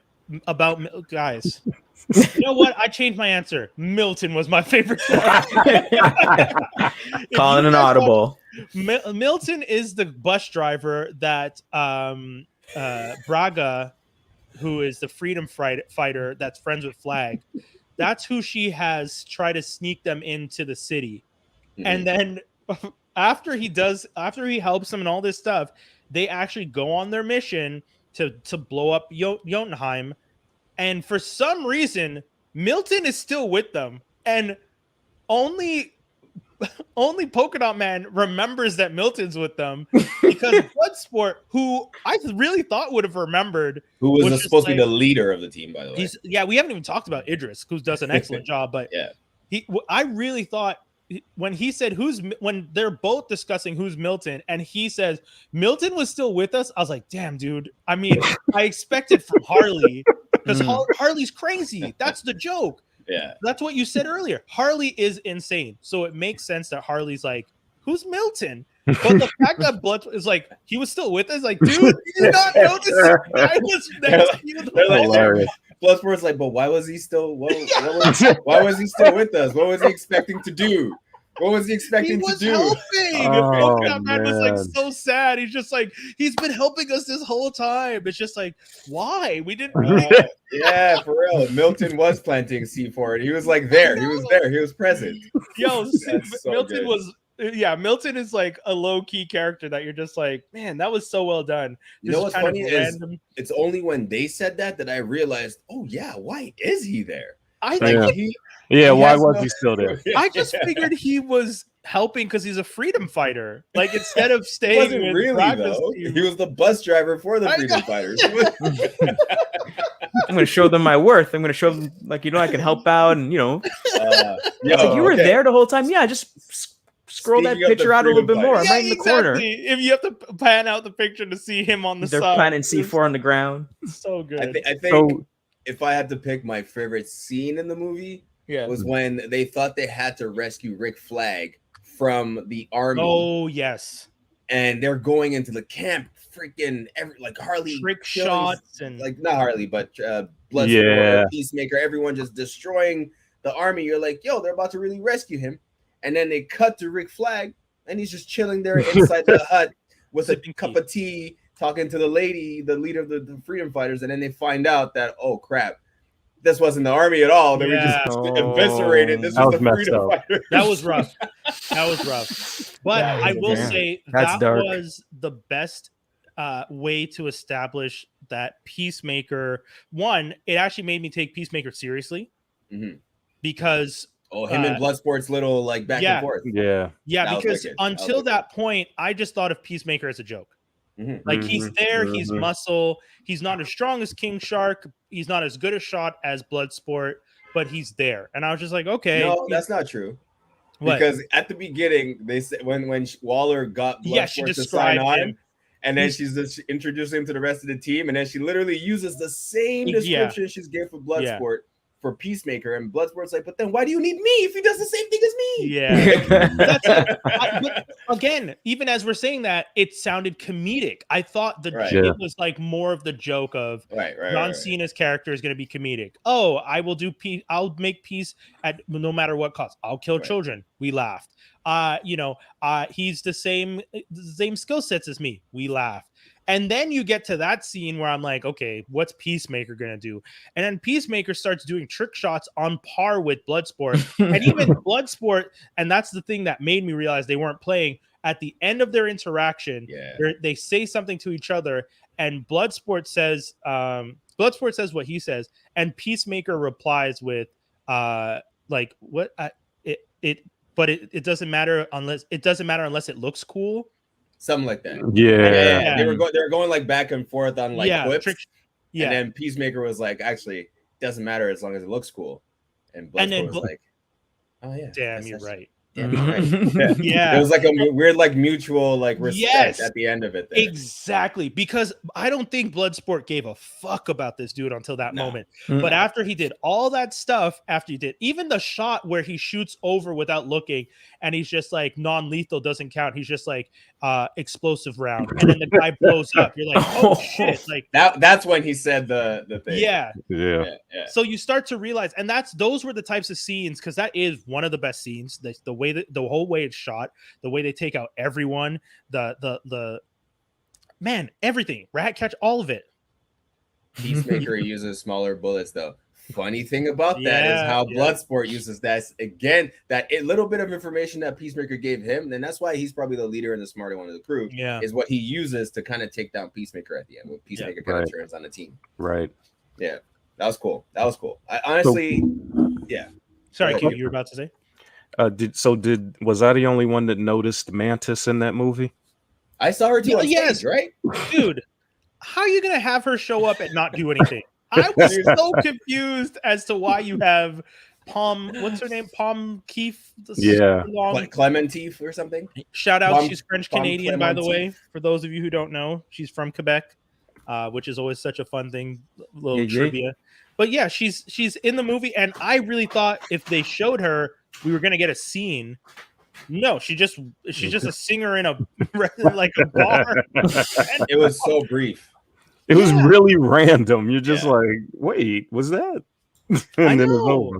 Weird. Who else from his other? So yeah, Savant Rook was in it. Sean, his brother, Sean Gunn played Weasel and Calendar Man because he plays him in the prison. Who else did he work with? Stallone, I guess, because he had Stallone do that cameo in the Guardians. I think that's.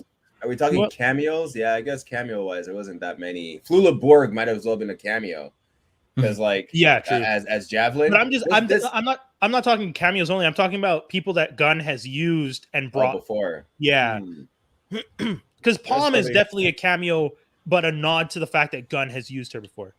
Taika Waititi was in it. Oh yes, exactly. Ratcatcher 1.0. Yeah, that was actually really good. I didn't notice that. Yeah, Ratcatcher 1 is Taika. And I didn't know that either at first, because the first few shots in the memories, you don't see his face really well, especially the memory of him shooting the heroin. It's like so faded. It's only when they're sitting on top of the building. Yeah, that's when I got a good look at his face, and I was like, oh. Yeah. But yeah, man. I really, guys, I'm shocked to say this. DCEU, Warner Brothers, made a good movie. I feel disgusting saying that. Is it? Yeah, I don't know. Here's the thing. Are you gonna flip it on us? Yeah, it is because of James Gunn. I'm literally that's fair. Going to give this to the fact that they got James Gunn, someone who knew what the hell he was doing with an ensemble cast. Because I guarantee you, I'm going to keep my bar low as hell for the next DCU movie. It's not going out because of this movie. Oh, absolutely. It's not. Toby, 100%. Yeah. In my mind, this was a flash in the pan. Yeah. These guys got one, and I don't think ever going to get anything that good. Every movie now will compare to this one and will probably fall short. And it still could have been much better. Oh, yeah. Oh, 100%. So that's what I'm saying. So I'm getting people going, this is the best DCU movie. I don't think so. I think it's in the top 5. What would you say is better? I wouldn't place it in the top 3. I like Man of Steel a lot. I know a lot of people don't. I do like Man of Steel a lot. I like Man of Steel. I'm iffy on Man of Steel. Any day. First Wonder Woman, I'd probably place above this as well. Ooh, no, I can't.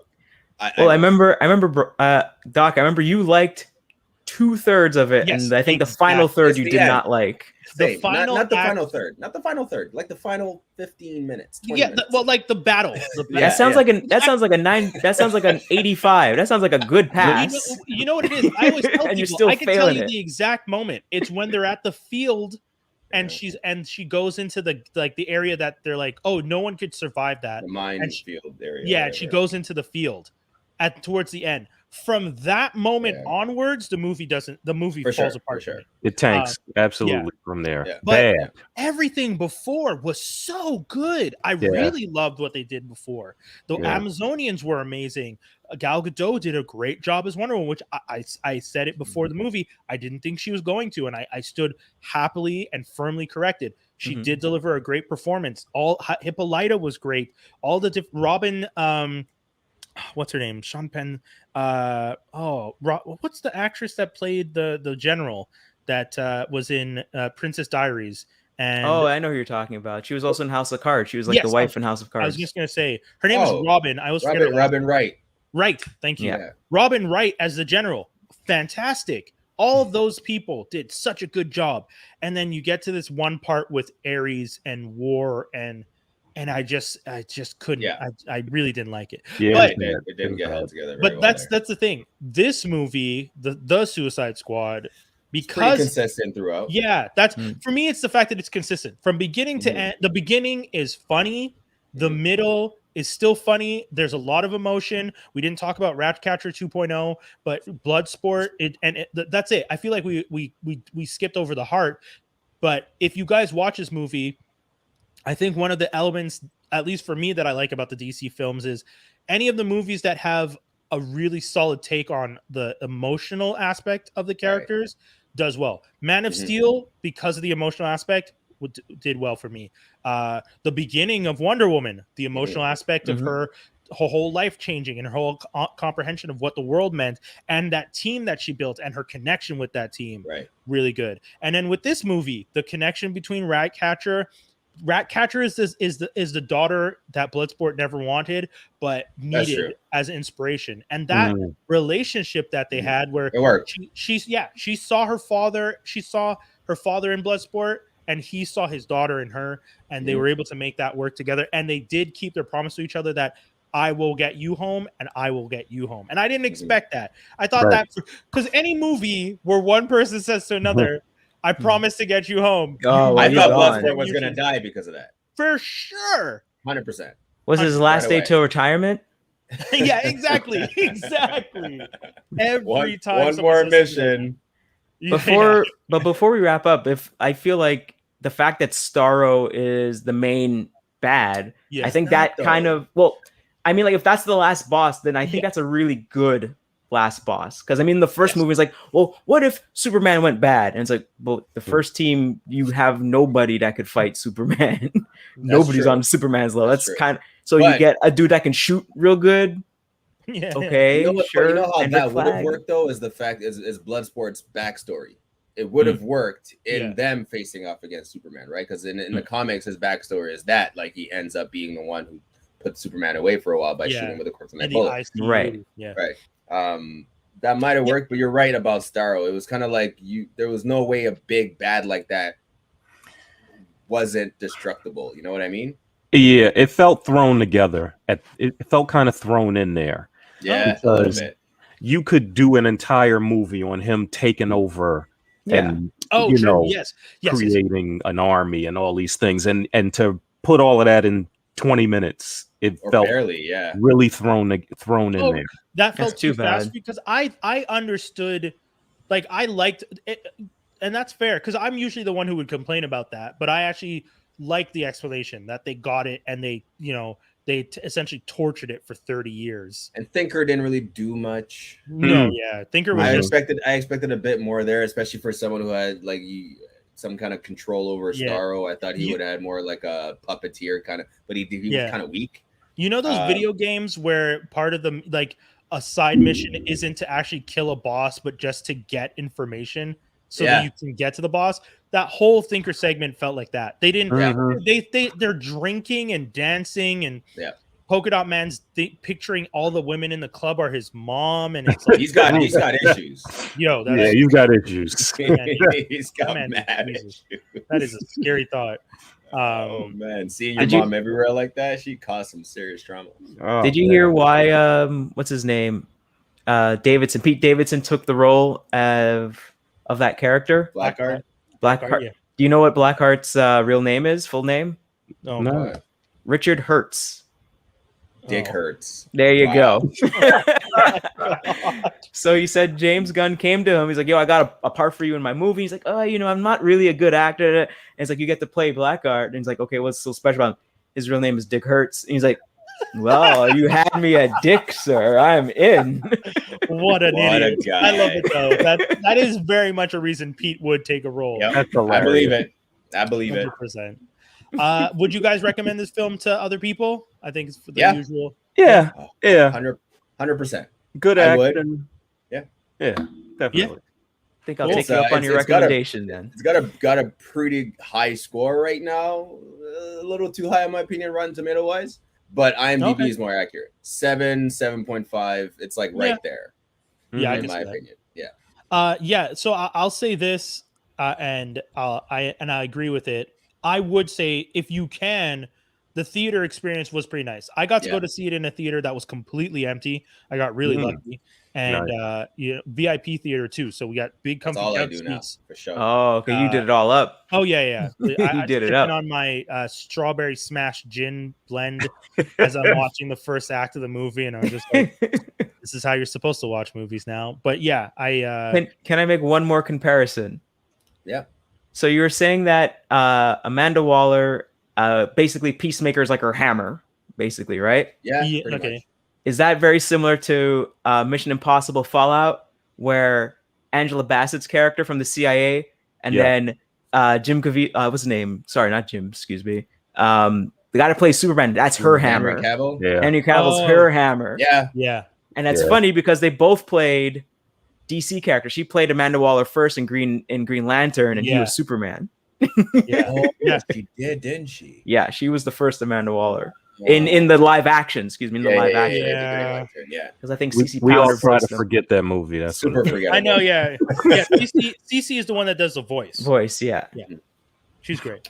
Justice League. Yeah, pretty much. She's the bar. But yeah, honestly, there's a lot of things we didn't touch on, guys. That I think we could have sat here for 2 hours talking about this movie and different parts of it. That goes to show that it is still worth going to watch in theaters. Yeah, absolutely. Yeah, because there's full scene, like Harley scenes that I still want to talk about. But you're right. Let's go to other stuff. Q, did you get to watch the What If premiere? No, late tonight. I'm getting the buy one get one pizza, and nice, and it's gonna be on. I was hoping to talk about it. Do you guys? Well, I don't want to spoil it for you, Q. Do you want? Is it a lot of spoilers? Well, we tend to go into it on the day of. I mean, we're pretty honest with our fans, as we tell them pretty fair up from jump. We are going to talk about what we saw and why we liked what we saw. So if you want to excuse yourself, I do understand, and I do appreciate that you came through to talk about the Suicide Squad. Absolutely. And listen, guys, if you ever need one, there's nobody else for me to talk shop with. So bring me on. Podcast, you guys don't talk about geek stuff. Eh? No, man, I'm the only one. So dude, you're more than welcome. I'll hit you up next time. I am. You see, man, I'm a call away anytime. Okay, homie, 100%. Guys, thanks for having me, though. Don't forget, bro, it's a podcast that, they prove to you that millennials are not the end of the world, and you can check it out. They drop on Thursdays, available wherever you listen to podcasts. Thank you so much, Q. Oh, and tell people your socials and also about the book. Yes, I have a 4th book coming out, and I'm doing a big cover reveal on Sunday, August 29th at 2 p.m. live on Instagram.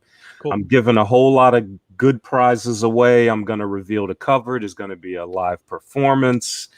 Somebody's going to win a television if I can get to 250 pre-orders. I got a whole lot of gifts. I'm giving away an Atari 2600 among the gifts. What? Yeah. Check out my Instagram. You can see all that stuff. Tune in. And it's going to be, I'm just shipping the stuff away as you win. I'm going to say I got a number from 1 to 100. First one, type it in, is the winner of all these gifts. So, and what's your Instagram at? I'm at Author Quashan. So yeah, I'm going to pop that up real quick on the screen here. So I hope to see you guys there. August 29th, 2 p.m. Going to give a whole lot of good stuff away. We're going to do the pre-orders for the book. There's going to be a lot of announcements. It's going to be a good time. Amazing. I'm there just for the Atari. I'm there. Hey, good luck, man. Good luck. And again, fellas, anytime I've been trying to get Brian to put me on as a permanent member, so I'm still pushing him for it. I'll hit you, man. I'll definitely hit you because this was great. Take care, guys. Thanks again. Thanks, man. Take care, man. Right now. Appreciate it. Guys, don't forget, once again, follow Author Quashan. I'm hopefully pronouncing that properly. But yeah, check him out, man. Go follow him on Instagram.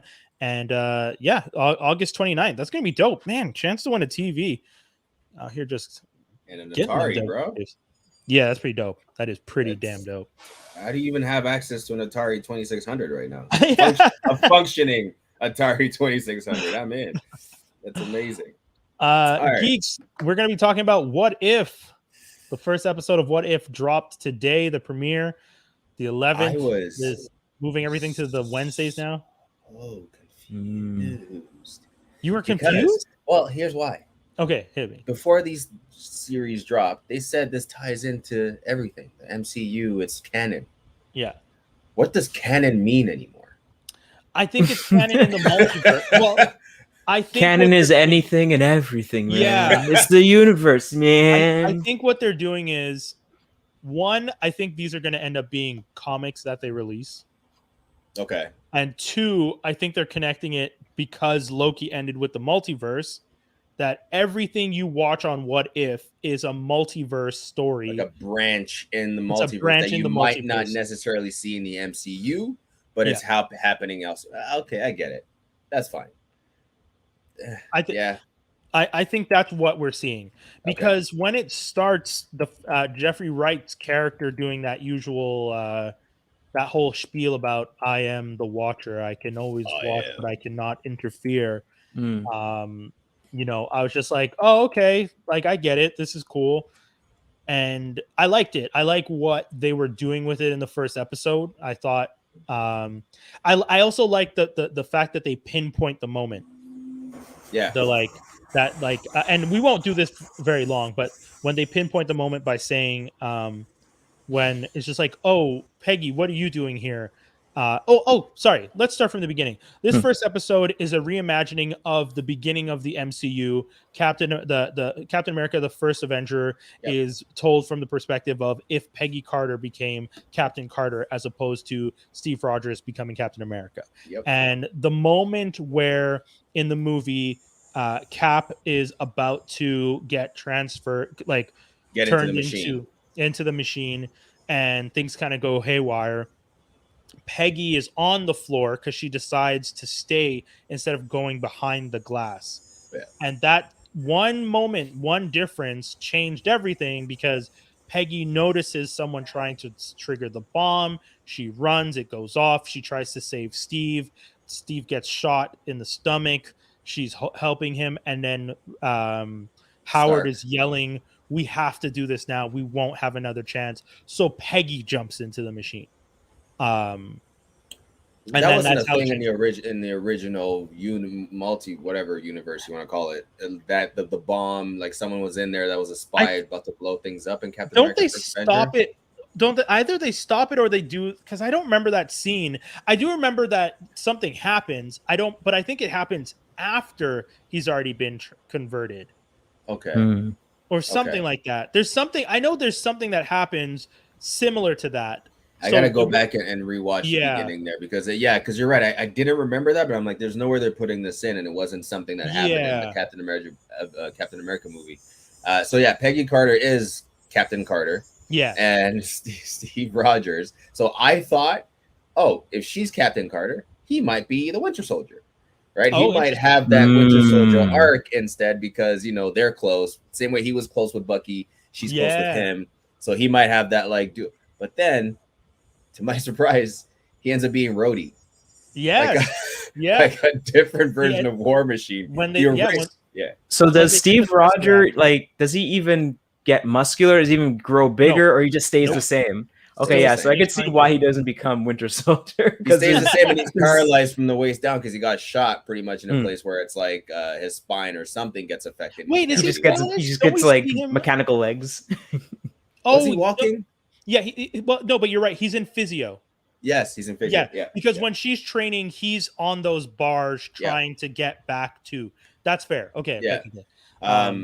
So she's like, she's pretty much going on the missions he would have gone on. She's beating up the Nazis. She's like enjoying her power. Like, wow, I can't believe it. And not everyone's taking the woman seriously. Like she's enjoying the feeling of like finally having a say, respect in the room. Yeah, and what's funny about that is they show a scene with her having dinner with Steve. So they like each other. You can tell. Oh, yeah. But there's a scene where they're having dinner and Steve goes, so how does it feel having all that power? And she starts talking about what I just said, how it's like I have respect and blah, blah, blah. And then you're like, oh, yeah, Steve was a runt and he was picked on. And the main reason why it made sense for him to be Captain America is because he was like anti-bully. Like, you know what I mean? Like, this was his chance to gain that respect and use the power for good. So seeing his like him hearing what Peggy was saying was almost like, oh man, that could have been me. Like you saw that briefly in his eyes. But he was never pureness of Steve Exactly. As a human being, he did not let that become a jealousy or an anger. He was just like, he supported her. Yeah, it hurt, but you felt that he wholeheartedly supported her having that power and having that respect in the room, and he and almost that was kind of cool to see that no matter, even if he had the power or not, he was always going to be Captain America. And I do love that Marvel did Stars and Stripes better than Stargirl does Stars and Stripes. Like, you know how like the like Steve in the suits with Peggy holding on, riding the suit into that air battle that they have, where she's just like jumping through from plane to plane, and she's just free falling, and he's just like flying around catching her. I was just like, man, that is such a good version of the Stars and Stripe fights that hopefully the CW figures it out, because if you can do something like that, budget wise, true that they probably don't have the money. It's a lot of budget, but anyway, we find out like Peggy's in the field on the mission and needs help, and all of a sudden you see the original Iron Man suit. It's supposed to be like, I guess. Oh, that's interesting. I don't know if. I don't think the universe is going to, like, every episode is going to be the same universe. Yeah. But I wouldn't be mad if it was, because then in that universe, when Tony makes his first suit, he's probably making it because it's a memory of the dad, the armor, what Hydra Smasher that Howard made once. Hydra Stomper. Thank you. It's a reference to the Hulk Buster. Yes. It's Hydra Stomper. Yes. It's the original. Yeah. So in our world, as we know it, Tony was the first one to come up with it. He invented it. But in this world, his dad made it a necessity for Steve Rogers. And he powers it with a Tesseract. Like, this man's crazy. It's insane. Howard is nuts. Yeah. Bucky was cool. Sebastian Stan had a light role in this, nothing major. It was really about Captain. It was about Peggy. Yeah, 100% about Peggy. Only voice actor that didn't come back was Evans, because Sebastian Stan is still there. Stanley Tucci's still there. Haley Atwell's still there. Yep. Even the dude, the scientist, that the little scientist guy that ends up in Winter Soldier being in the machine. I don't remember. He's a British actor, so I apologize. I don't remember his name, but I forget his name. But the tiny guy. Yeah. Shoot. It was good. Oh, Dominic. He has my name. Does he? I don't remember. Toby Jones. Oh, maybe. Okay. Well, okay. I'm pretty sure. If you're gonna make it, look it up. Well, look it up. I'm pretty sure that's his name anyway. The Zola, right? Yeah, that's a guy he plays, but I don't remember. I think his name's Toby Jones or Toby James or something like that. But pretty much everyone comes back. Dominic Cooper, Howard Stark, Clint Barton. Oh, at the end. Oh yes. So in our world, you're right. It is Toby Jones. 2 points, man. That's a 3. That's a 3. That's not 2 points. This man remembered an obscure British actor. Remember, he has my name. I mean, if you have my name, I'm gonna anyway. Toby Maguire, Toby Jones. Anyway. Yeah. So at the end of this, you know how in our world, Captain America, after everything, gets frozen in ice. In this one, Peggy, in order to save the world from Hydra's unleashing of a beast, from an interdimensional beast, which, if I'm not mistaken, is the same beast that they're trying to release in Agents of S.H.I.E.L.D. Yeah, because remember, Agents, it is, right? The octopus, that's their symbol. That is pretty cool that they that they, Agents of S.H.I.E.L.D. might not be considered canon in some ways, but I like that nod. Anyway, sorry, go ahead. So Red Skull, he's here too. He's trying to unleash this beast to take over the world, but he doesn't know what he's unleashing. He doesn't know the power of what he's unleashing. He doesn't even know if he's going to have control over what he's unleashing. Yeah, idiot. The moment this beast comes through the interdimensional gate, destroys him. And crushes him in no time. So all this time of planning, he got devoured like crazy. And then Peggy and everyone's trying to fight to push the beast back because they can't beat it. It's it's huge. Yeah. So she's strong enough to push it back into the gate, and Howard Stark was going to close the interdimensional gate. But as she's pushing him in, and Steve, lost power in his suit at this point, couldn't really do anything to help her. Yeah. they start kind of like talking to each other. Like he knows if she keeps she's not gonna come out. Like if she keeps pushing this character into this beast into the hole, and she says something about we'll have dinner. No, we're supposed to have you promised. He says, don't forget you owe me that dance. Then she says Saturday. As in, like, I'll be back Saturday, and then she goes into the portal, like the end of the first movie. Yeah, and the portal closes, but we know like how is she gonna get back, right? Yeah. So this was her version of being frozen in ice. Yeah, right. How did she? I just want to say, I also love the fact that she has the shield, and she ends up that last scene. She has a sword, which is very British. Yeah, she grabbed Excalibur. Yeah, she has like essentially she has like Excalibur and the vibranium shield, which was pretty cool. So she goes through, they lose, like that's it. Like Steve and Haley and Peggy Carter's love story was almost doomed. It almost seems like no matter what multiverse, whatever part of the multiverse you're in, they're doomed. Yeah. To like not be with each other. So anyway, we find out she comes out of that gate, and now she's, I guess, in the future, in the same universe. But in the future, and Nick Fury and Clint Barton are waiting for her on the other side. Yeah. And that's kind of like, that was cool. Yeah. I like it. I like what they did. I look forward to, I don't know if they're going to connect all of these universes. Like if every episode of this multiverse is going to be set in the same universe. I actually hope not. It'd be cool to see different things. But at the same time, now that they've done that, I kind of do want to see continuations of those stories. Like, what does it look with an Avengers team where your captain is Captain Carter? You know, like that sets things up a little differently. So but they are, because these are what's it called? From what I've heard, these are serial. Like they actually do connect to each other. Okay. So and then by the end of it, we're gonna have this interdimensional Avengers team. Oh wow! We're supposed to. So in this universe, Peggy becomes Cap. T'Challa ends up Star-Lord. Yeah. Killmonger ends up on Tony's detail. Like this is going to be a really interesting universe because that version of Killmonger working with Tony, I would think becomes Tony's roadie. Because he's in the field with him. Because remember, that's how he knows Rhodey. It was his liaison with the military. True. So if Killmonger ends up being his liaison, that's going to be a very different relationship. Black Panther, for sure. Yeah. So I'm down to see that. I think that'd be cool. We gotta wrap it up real quick. So let's just do the geek news and rumors. And we're gonna start with the one that Jaws D has for us. Oh. I heard somebody's got some money. Someone. Oh, I think you're muted, homie.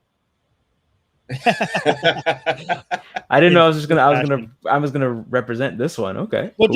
Just the Sony the. Oh yeah, so Sony's Funimation officially acquires the anime streaming service Crunchyroll for $1.175 billion.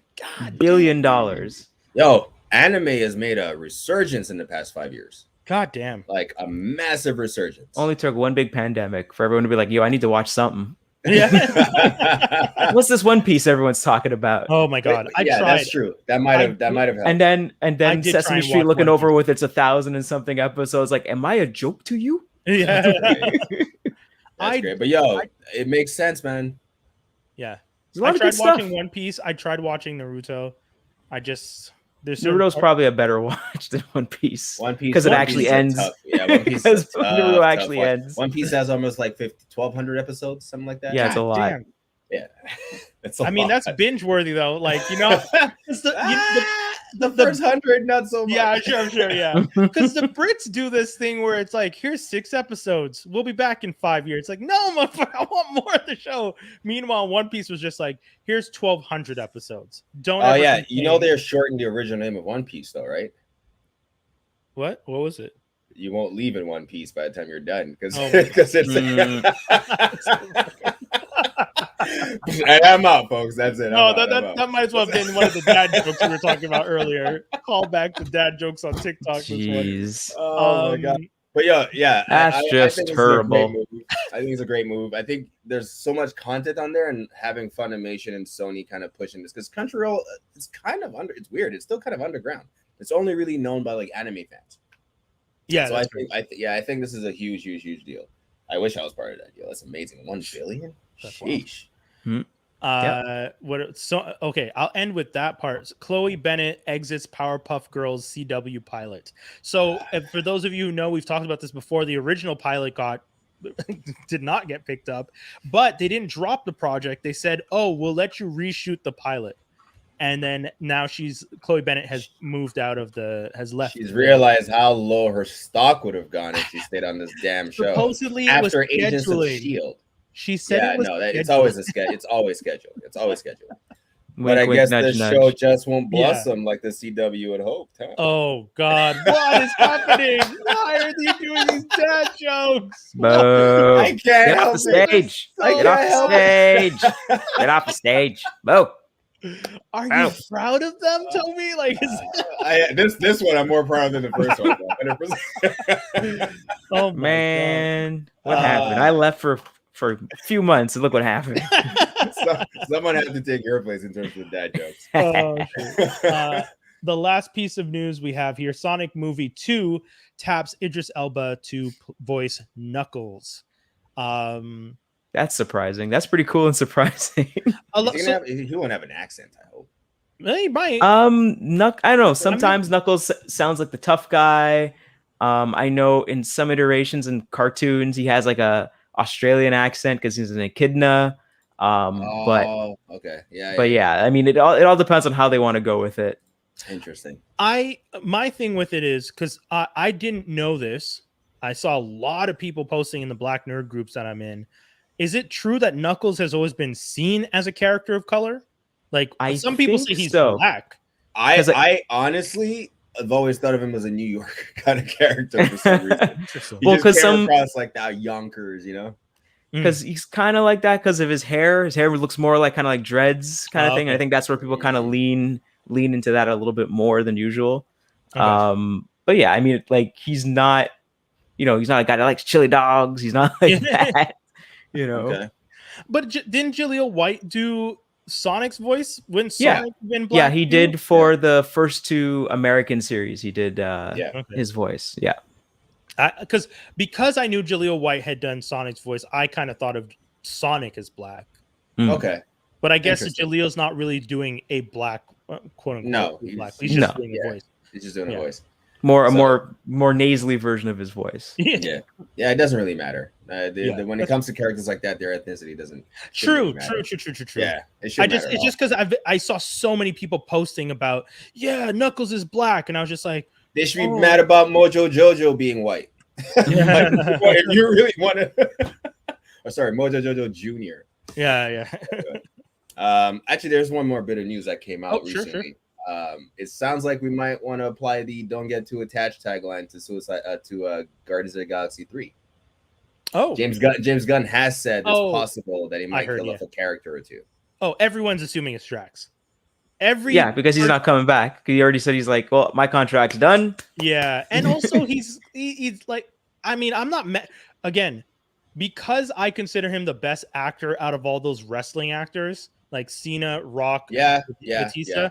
Yeah. Him saying I've had my fun and I'm done, I'm okay because I could see him doing other projects. Mm-hmm. Well, he actually said it in a really funny way. He said like, I can't keep this muscle up forever. It's going to start drooping soon.